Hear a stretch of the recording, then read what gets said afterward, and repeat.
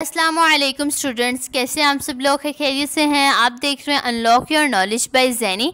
Pakistan air force में भर्तियां join Pakistan air force as a PAF, जो कि as a commissioned officers jobs announce की गई हैं पाकिस्तान एयरफोर्स की तरफ से, जिसके अंदर मर्द और ख़वातीन दोनों अप्लाई कर सकते हैं। ये शानदार मौका है, बहुत ही अच्छी अपॉर्चुनिटी आप सब स्टूडेंट्स के लिए, इसको ज़रूर अवेल करें।